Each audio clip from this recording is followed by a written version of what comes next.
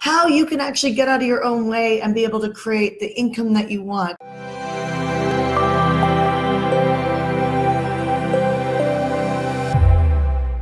If you're new to Coffee with Shanda, I just want to let you know that Monday through Friday, I get up at 6 a.m. Pacific Standard Time. Sometimes I'm in my pajamas, sometimes I'm dressed appropriately, but the point is that I'm here to serve and make a difference for you and your business. So, I struggled with where to start today on Coffee with Shanda because there's so many things colliding at the same time in a good way. I started with thinking, do I talk to you about control? I literally have been working on this morning's Coffee with Shanda since 2 a.m. because my head has been rerunning some of the content that I'm sharing with you and looking at how can I best serve you to get the best results. And here's what I can share with you.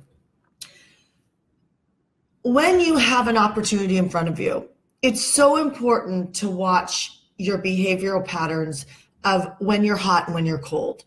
So for instance, I have a client that was actually on Coffee with Shanda a few weeks ago, Ariella, and she just posted in the Facebook group yesterday that, she built an email list. She learned how to do a webinar. She did the webinar, and remind you that this woman was living in an RV. She was living in they call it a caravan in the UK, but she was living in an RV just last June. And when I interviewed her on Coffee with Shanda, she'd said she made $31,000, but she was actually mistaken. She made $41,000. So $10,000 off. So she's now become a good income runner, but she still has to work on her math skills like me. But with that being said, she posted in the group that she did her webinar and she's basically booked an entire week of sales calls. Like she's so slammed that she was asking people in Pace Club, can you help me? And I think about all the people who got hot and cold, like all the people who were super hot when they joined our Pace Club program and then they got cold. And I think it's a natural rhythm. I was actually just coaching somebody again in the UK this morning around her leadership and how she's super strong. But then when something emotionally triggers her, there's this wall that comes down and that wall takes the position of being entitled, which I said to her, when that wall disappears, what will happen is you will have more consistent and stable growth inside your business. Now, don't get me wrong, this woman's also crushing it inside of her business, but she could be, I could safely say, since I've been coaching her, I don't know exactly where her income's at, but she should definitely be somewhere around the $600,000 mark or 600,000 pound mark, whatever that looks like in her world. But my point is she's got what it takes, but there's these different things that cause her to go hot and cold. So I'll give you a real example. Yesterday, I was in a stressful moment inside my business. Not stressful in the essence of I've learned how to manage my mind so I don't go off the deep end anymore. But under the water surface, you know what I mean? Under the water of my consciousness, there was a level of pressure and stress about booking our next zone event. And I've been turned down by multiple hotels because of just being able to house this many people so that they can sleep in the hotel. It's a really big difference if you sleep in the hotel versus get an Airbnb or another hotel. And so with that being said, I'm on an event call with our event coordinators and I literally ate half a bag of chips. And I'm not talking a bag this big. I'm talking a bag this big. Even though they're healthy chips, I still ate like half a bag of chips. And I'm on this fertility diet, which is like no gluten, which obviously there's gluten in that, no refined sugars, any of that type of stuff. And my blood system's looking like I'm in great shape. And then I go and I sabotage it under a moment of pressure and I eat the chips. Well, the first thing that my head went to, and tell me if this reminds you of yourself at any point in time. The first thing I did when I got off the phone is I was like, I can't believe I just ate that half a bag of chips. That was really shitty of me to do to myself.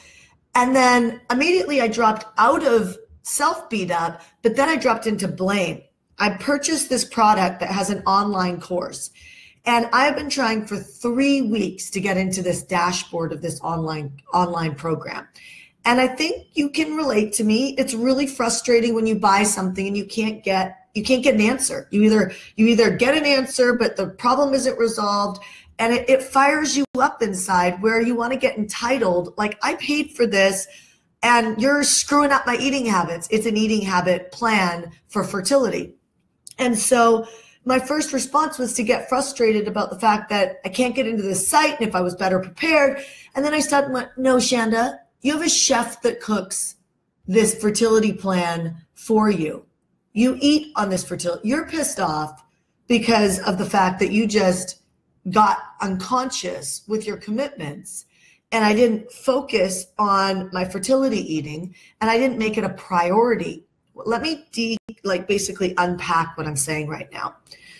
Often what we'll do is we'll start on a path for success, and we'll do the things, and we'll get, we'll make 10,000, 20,000. Some of you make 60,000 in a short period of time. Something will come together, and then you'll either say, well, that event never would have happened if it wasn't for so-and-so doing this for me, or that event never would have happened if it wasn't for 4 of my friends hiring me, or so we come up with some crazy, disempowering thought that takes away our momentum from what we're working on. And what happens is we start to get complacent. I see people do this all the time. I have another situation where I paid $100,000 for coaching. Now, I'm going to tell you, the higher end coaches don't sit with you 24/7. They just don't.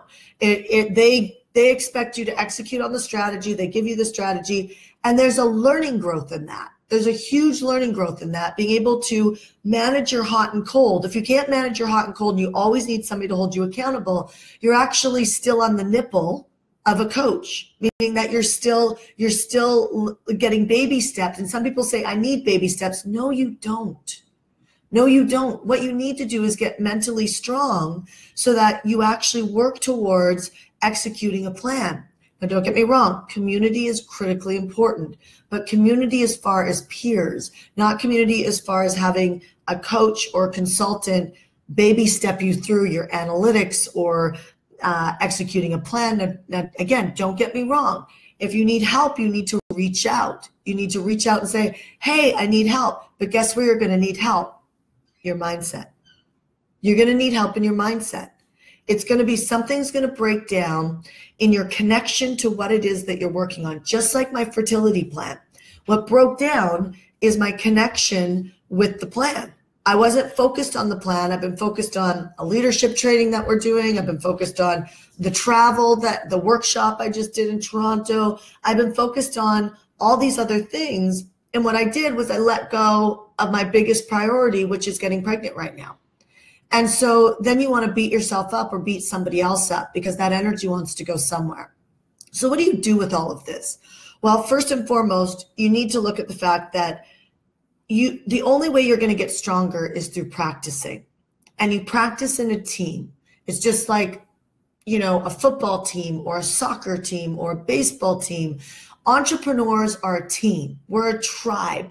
And when we hang out together and we work together, we succeed much faster. Don't ever underestimate the power of the community that you hang out with. Don't ever go and work with just a single coach by themselves, because you'll actually miss out on the biggest reward. I mean, Think and Grow Rich talks about this all the time, that book. It speaks about the power of a mastermind.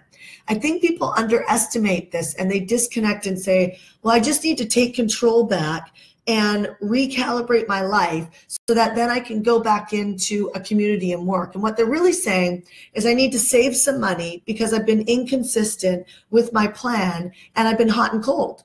And so I haven't gotten the results. Well, the hot and cold isn't going to get better in your consistency unless you take it on as a priority, which means that you actually want less accountability and you want more strategy, things like VIP days, things like intensives, things like, we run intensives in one of our programs called Marketing Mastery.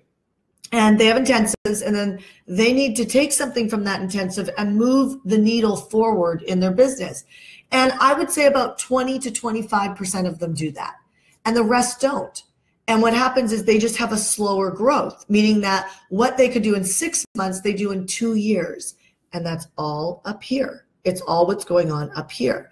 So now when you're looking at what you're trying to accomplish, even look at today, there's something called, living in the challenge, living on your edge. My friend Michael Strasner calls it living on the skinny branches. And when you live on the skinny branches, you realize that today is a powerful day that you can turn everything around. I watch clients go from bored and disconnected and distracted to in one day sending out an email and having, 20 calls on the books of people who want to talk to them and people who want to potentially hire them. And then I watch people who struggle for 8 months trying to just make offers because they're so caught up in themselves that they're fearful of making an offer because they're still trying to befriend. They're still trying to make their clients their friends versus wear the hat of transformation and call people to the line in a vision and a dream that they want. And so my point is that there's all these different levels of transformation that we have to get good at, and it's never going to end. So never feel, if you're an entrepreneur, never feel like you're ever going to get there. That would be the most tormenting thing that you could ever do to yourself, is to ever think you're going to get there. You're never going to get there. I have I was talking about this over the last few weeks. We have a call center inside of HeartCore, and I track how many people do we make offers to, how many people do we not make offers to because they're not a good fit, how many people do we make offers to that actually cross the line, that our team is able to stand for them in the fire, not worry about being liked, but more worry about this person's on the line because they want to make money. And of course, my clients have money objections because of the fact that they're coming to me for financial freedom in the first place. And so when you look at all those dynamics and I look at like our numbers, I'm like, wow, there's a lot of space. When I ran 2 people in the call center, we crushed it, meaning that we were able to really do some deep transformational work with people and get them to say yes and do their work to become financially free. Now that I have 9 people in the call center, it's gotten wobbly. And so I reach out for help. Sometimes the very act of reaching out for help is the act that turns everything around. So I reach out for help, and it's a $50,000 bill. So I got $100,000 for coaching. I got $50,000 for someone coming in and helping me with my call center. And then I got probably another $140,000 or $100,000, going to possibly a sales manager. So there's like all these different dynamics of like, shit, when's it ever going to end? It never ends. So what you have to do is you have to look at what is the challenge you're facing right now, and how do you actually look at it as transformation? How do you look at it as when you're done figuring this thing out? Like when I'm done figuring out this call center, I'm going to feel empowered. Not only am I going to feel empowered, but we are going to make such a big difference in the market because I know that our programs and products work. I know our success rate. And so I think about I had another woman message me again, because I was up at 2 a.m. So I was coaching and thinking about, strategy and content and all of this type of stuff. And a woman reaches out to me and she's like, I'm in tears of gratitude for how much you've turned my life around. Simultaneously, the next post I look at is somebody else giving me some level of just love and respect. And I'm laying there going, gosh, this is what it's all about. I could just coach all day long and do nothing else in my life. I could do it for free. I love it. I love that feedback of making a difference for someone. If you relate to me, just let me know. Just shoot a little comment and let me know that you get what I'm saying. There's no amount of money that can ever give that to you. There's no amount of money that could ever give that feeling to you. And so even though I talk about money all the time because I'm the financial freedom girl, I still can tell you that unless you do a good job at the transformation, you don't feel that hit that you want. You don't feel that hit that you want. And so the shift is, how do you manage your mind in a way that today, not just like, this is a great coffee with Shanda, it fired me up, but like if you were to live on the skinny branches today, what would you create? Forget about money for a second. I'll get to that in a minute. What would be the transformation that you would create? Where would you spend your time today? If you're a coach, maybe you would really like to be in the field more with people. Maybe you would, like, I'm really clear, I really want to work with driven people. And by the way, I just want to give a caveat to that. I have some driven people that I'm watching even pull back because of the fact that they think it's family or business. And it's not. It's learning how to expand your plate. So both of those things happen at the same time. And you don't have to shut down one to have the other one rise. That's the stretch. That's the challenge of living on the skinny branches. When you figure that out, you'll recalibrate, your business and your money will rise and your freedom will rise, but your mental freedom will rise too. And your skill building will rise. And then you'll get another vision and you'll want to grow again. And then you'll have to face that moment again. How do I play on the skinny branches so that I can grow this company again and still have the other areas of my life work? And so when you look at all of these things, like, and if you were to live on the skinny branches today, where would you spend your time? I would for sure spend my time coaching people, both in text on Facebook groups and through like talking like this, podcasting. We're now on a podcast. It's called Yeah, She's Driven. So there's podcasting, there's Facebook Lives. You know, we're going to actually start a private Facebook group. Let me know if you want to learn more about that, where people can come into this private Facebook group and I'll do 2 times a week content around, you know, selling higher ticket priced items, getting better at sales and sales campaigns and tactics. And so all of that being said, each time you stretch, each time you grow, you're going to have to go out on those skinny branches. And unless you create a behavior of not getting hot and cold, you're going to find that you're going to have these and it's going to be taxing. You know, my endurance coach once said to me, I said, isn't it hard on your body to do endurance all the time? And she showed me all, because she's got a kinesiology background. She showed me all of these scientific facts about bone density, all the things that kill us later on in life, where our bones break, we end up in the hospital and we don't come out of the hospital. That's one of the major ways that people pass away, is bone density. That the only way that you can keep your bone density up is not through taking calcium. It's actually endurance. But if you keep stopping and starting, then what happens is, yes, you wear and tear on your body. You wear and tear on your heart. You wear and tear on your muscles. And so why would you think it's any different? I mean, I think nature leaves clues all the time.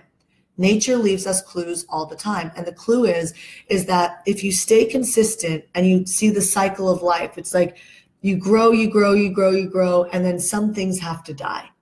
Meaning that you're going to have to let go of ways that you used to do things in order to grow to the next level.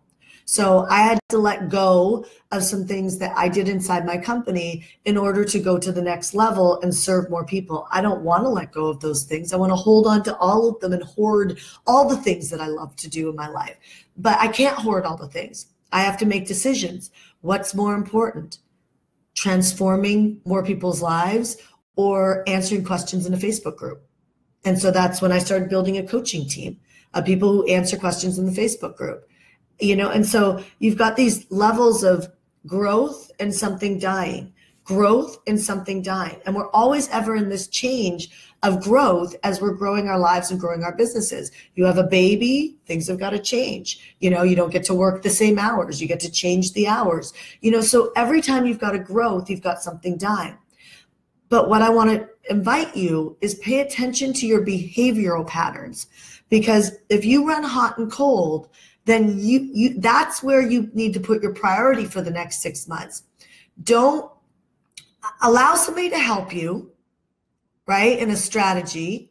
Allow a community to help hold you accountable, but make sure you don't have somebody who's got you on a nipple, right? Make sure, and many of you don't, but make sure you don't have someone that you're codependent on and it becomes a distraction on you being innovative. You know, one of the biggest things that I've learned is, as I've learned structures on, let's say, how to create amazing webinars, the more I'm myself in the webinar with some small little tweaks, the higher our conversions are. The more I follow the formula that everybody puts out, the more my sales go down. The reason why I share that with you is because at some point you have to innovate. So there's learning the formulas like we teach in Pace Club, how to build a buyer's list so that you never have to search for buyers again. And then how do you learn how to sell to that? That's on the nipple. That's codependent, and I got to have you codependent for, 10 months to a year so that I can help you manage your mind and get the results. But then I want you to move into innovation. And I want you to start, and we do this in Marketing Mastery, I want you to start learning how to not stay in the floundering. And these are the different levels of entrepreneurship to grow. If you don't learn these fundamental ways of growth as an entrepreneur in the way that you operate in your day-to-day activities, you're not going to get that explosive growth that you need. So at some point, you've got to learn, how do I stop being hot and cold so that I can innovate and then ask for a tactic, innovate, ask for a tactic, innovate, ask for a tactic, innovate. If you can operate like that, you're going to hit your full potential. If you don't operate like that, then what's going to happen is you're going to stunt your growth. Because at the end of the day, nobody can do you better than you can do you. Nobody. And so there's a time where you get to trust yourself, find an insanely powerful community to train with and study with. If you're in one now, stay in it. If you're not in mine and you're in another one that's amazing, stay in it. Stay in a good community and don't underestimate the power of a good community, because it will skyrocket you when you have an awareness. I'll end on this. A woman had an awareness in my PACE Club the other day. She actually said a couple weeks ago, she literally out of her mouth she said PACE Club is, I can't remember what her words were, but basically it was shit. It was not a good program. And meanwhile, she had just gotten her first client. She had created a great buyers list, and she basically battles with unworthiness conversations. And she's open about that with me. And so I talked to her on the phone, and I give her a strategy, and she does a strategy call, and she closes the strategy call. And if you want how I do that sales conversation, in the description area, there's actually a link to my Shanda Success System. It's the same sales conversation that I taught her. So she goes and she closes off that sales conversation. Then she goes back into, the world of unconsciousness, where she starts to flounder, and you get into that hot and cold, and your mind takes over, and your mind starts to say, I need this distraction, I need that. Or kind of like me and eating the half a bag of chips, you either want to self-beat up or you want to blame somebody else for your lack of results. She recalibrated, and I believe she just got a second client.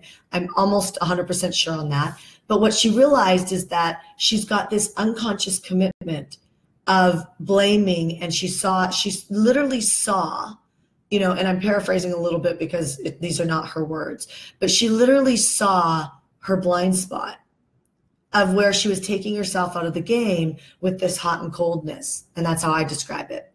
And she's in complete gratitude and thankfulness, and just the woman that I saw when I talked to her and talked to her about the sales conversation, the Shanda Success System, she just opened up, and I was like, that's the woman I saw. That powerful, stable, capable woman that anybody is safe hiring. But then when you drop back into that emotional trigger, you become a detriment for somebody to hire. So if you were to look at me behind closed doors, you could ask my husband, you could ask my friends. My emotional trigger looks like, shoot, this is hard. This is hard. I'm trying to figure this thing out. This is hard. Okay, I'm in an emotional trigger right now, and I'm going to get out of it. There's no blow up. There's just not. When I blamed the lady not getting into the online system when I ate the bag of chips, it was seconds. And I was like, oh, you're just pissed off at yourself because you haven't been connected with your vision. And so it was seconds, where it used to be weeks for me.